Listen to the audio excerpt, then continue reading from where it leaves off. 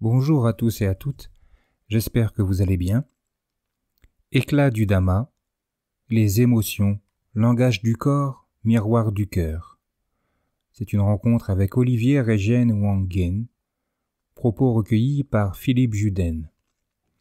Olivier Regen Wangen pratique le Zen Soto depuis 1973. Il a été ordonné moine par maître Taizen Deshimaru et a reçu la transmission du Dharma de maître Dosho Saikawa. Fondateur d'une vingtaine de dojos et de groupes de pratique en Alsace et en Allemagne, il est l'abbé du temple Ryumonji, fondé en 1999 à Wetterswiller dans le nord de l'Alsace.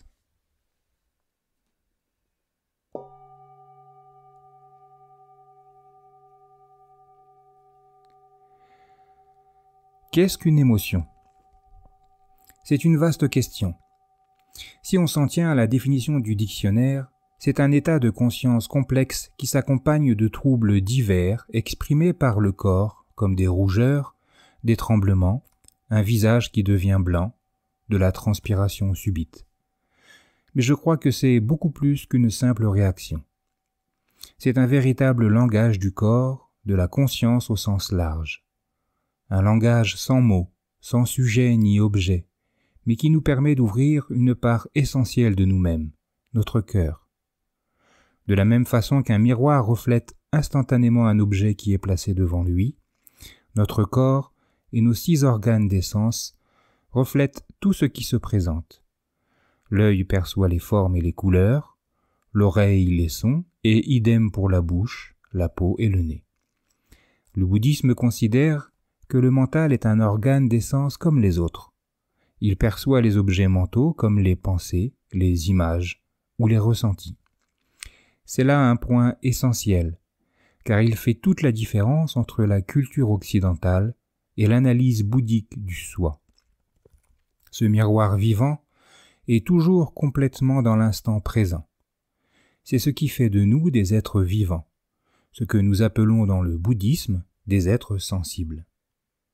Mais l'émotion en tant que telle ne peut pas être limitée à quelque chose de négatif ou d'illusoire. L'émotion n'est ni bonne, ni mauvaise, ni positive ou négative. Elle est telle qu'elle est.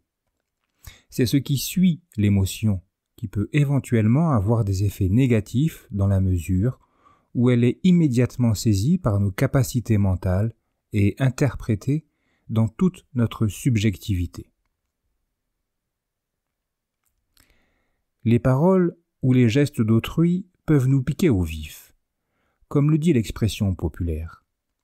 Que se passe-t-il à cette fraction de seconde précise ? Il y a une appropriation, une identification, une sorte de saisie. De la même façon que la main se referme pour saisir un objet, le mental saisit l'objet mental. Vimalakirti, grand disciple laïque du Bouddha, donne un enseignement très précieux à ce sujet.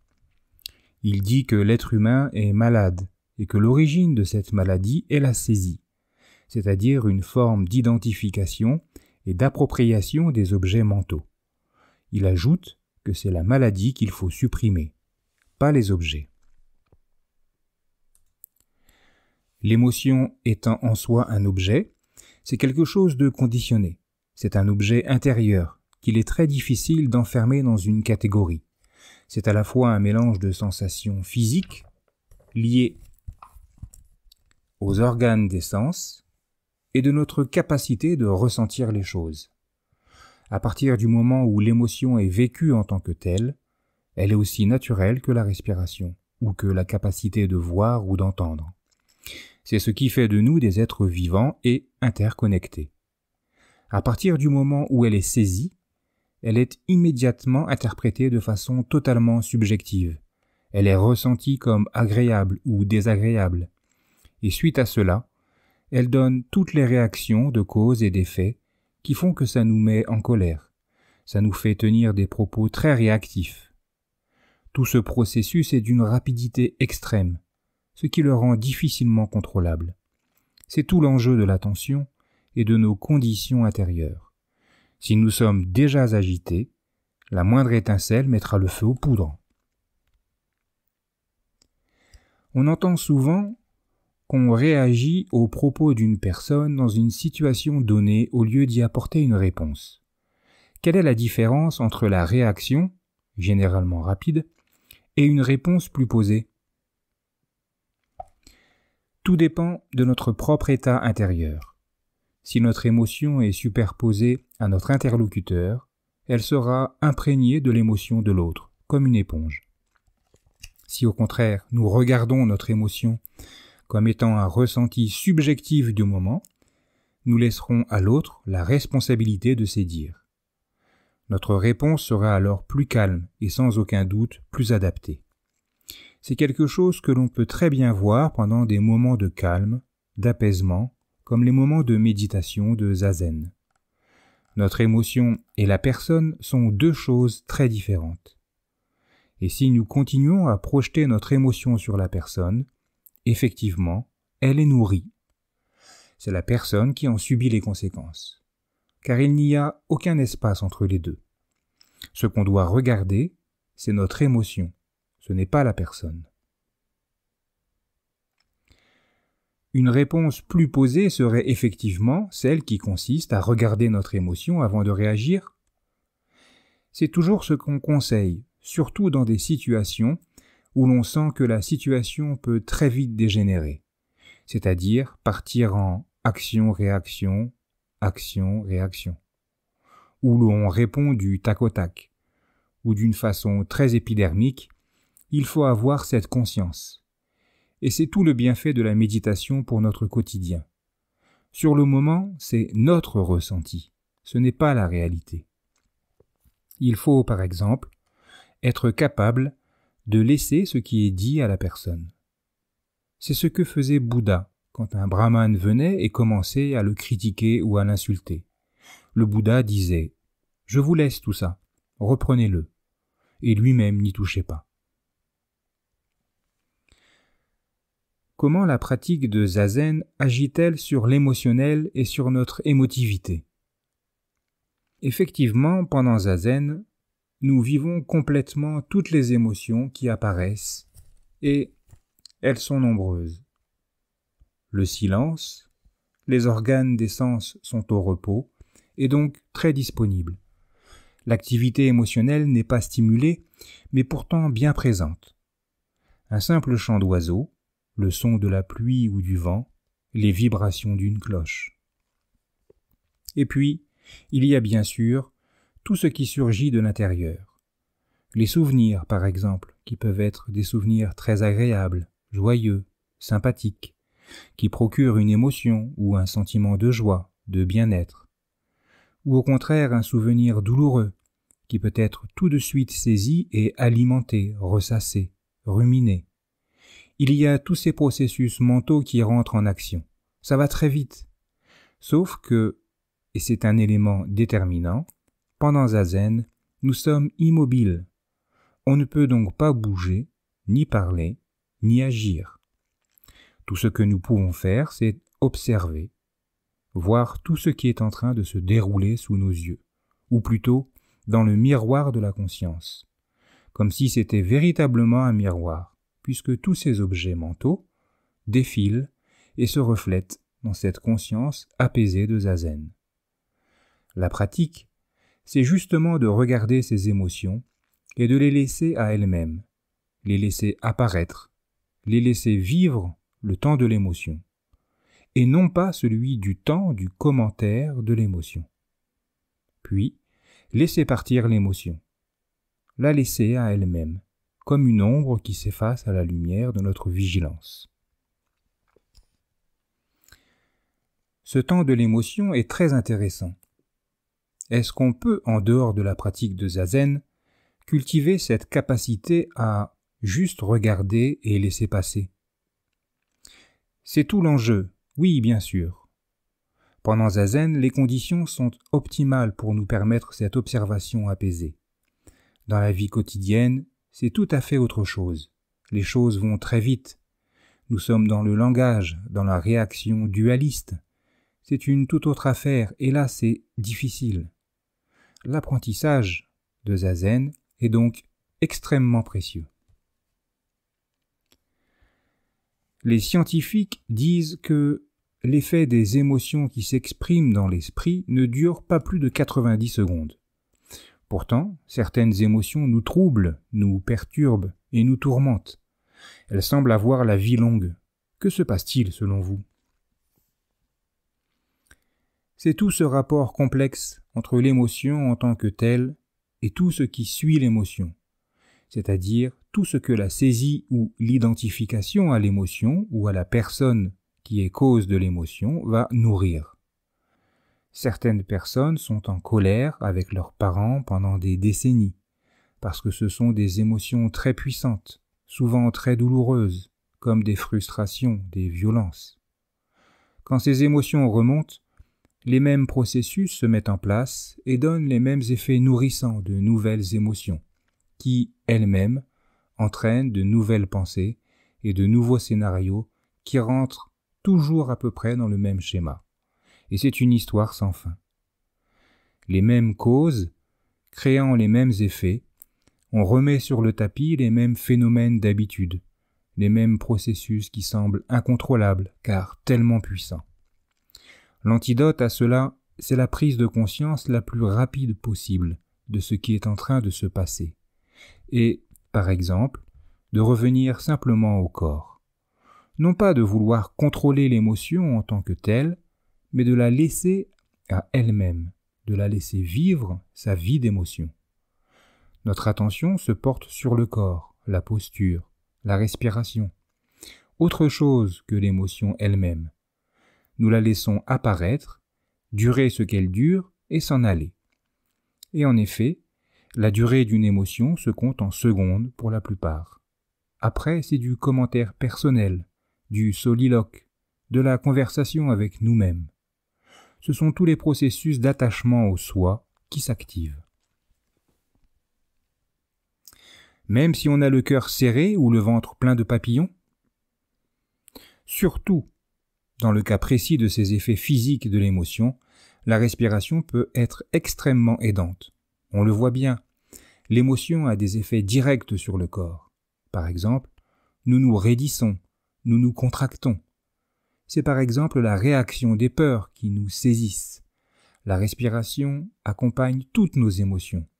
Si on a peur, on a une respiration particulière, saccadée. Si on est en colère, on souffle comme un taureau. La respiration est vraiment une avec l'émotion. Donc, en revenant à la respiration et en apaisant la respiration, évidemment, il y a un effet direct sur l'émotion présente. On ne peut pas faire deux choses en même temps. Si on se concentre sur la respiration, c'est toute la saisie mentale qui n'alimente pas l'émotion. L'éco-anxiété est une émotion qui est de plus en plus nommée dans les médias. Quel est le moteur de l'anxiété ? Quelle peur ? Quel imaginaire prend place avec l'éco-anxiété ? L'anxiété est justement le contraire de la paix, de la confiance et du calme intérieur. C'est un état de trouble intérieur qui exprime le sentiment d'une menace ou d'un danger imminent, mais pas clairement défini. C'est une des nombreuses expressions de ce qu'on appelle, de façon générique, la peur.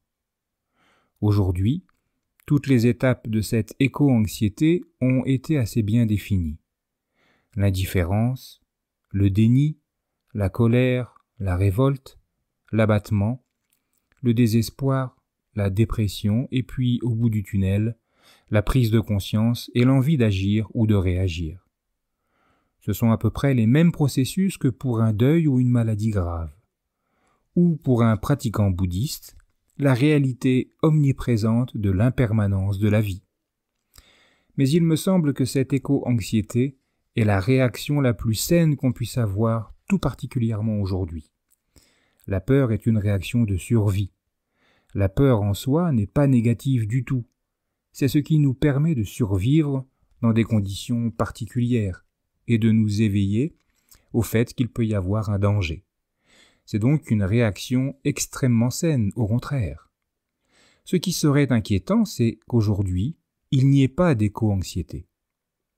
Mais ce qu'on appelle éco-anxiété est beaucoup plus large que juste une anxiété par rapport à l'écologie. C'est une anxiété qui commence à poindre par rapport à notre propre survie et à nos propres enfants, par exemple, ou au monde qui est en train de se dessiner pour demain. Plusieurs jeunes gens m'ont fait part ces derniers temps du fait qu'ils ne souhaitaient pas faire d'enfants. Ils n'arrivent plus à se projeter dans le futur. C'est donc bien plus profond qu'une simple prise de conscience que les océans sont sales et l'air pollué. C'est vraiment grave. Je crois que beaucoup de personnes aujourd'hui commencent à avoir une réaction physique face à ce qui est en train de se passer. On commence à le ressentir dans son corps, dans sa chair, dans son cœur, en conscience. C'est une émotion qui nous fait prendre conscience des dangers. Et c'est la seule manière d'avoir des comportements différents. Heureusement qu'il y a ces inquiétudes, ces peurs, ces anxiétés qui commencent à apparaître.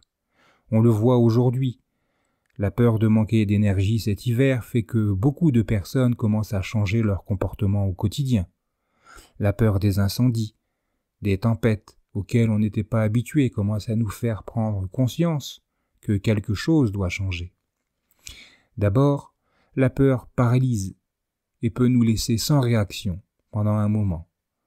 Mais il peut y avoir ensuite le temps de l'action. Les étapes s'enchaînent. Les représentations scientifiques actuelles de la situation écologique s'appuient sur des mécanismes interdépendants et changeants par nature selon des lois de causalité. Qu'en pensez-vous ? Je pense que toutes les projections qui ont été faites par les scientifiques sont extrêmement précieuses, parce qu'elles nous montrent à quel point les choses sont liées et que cette interdépendance existe dans l'infiniment petit comme dans l'infiniment grand. Mais je crois qu'elles sont tellement incomplètes qu'évidemment les scénarios sont irréalistes. Les chaînes de causalité vont certainement aller beaucoup plus vite et se nourrir les unes les autres de façon autrement plus complexe que tout ce qu'on peut imaginer. Prévoir 1 ou 2 degrés de plus pour telle période me semble très théorique. Sur quoi s'appuient ces projections alors qu'on a peut-être 10% des données dans le meilleur des cas ? Il me semble que les choses peuvent s'enchaîner de façon bien plus rapide qu'on ne le croit et dégénérer. Tout un système peut s'effondrer d'une façon très rapide et très violente. Nous le savons.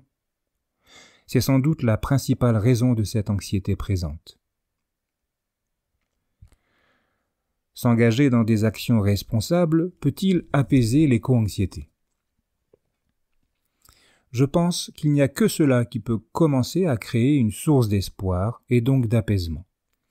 Il n'y a que le changement que nous pouvons faire nous-mêmes.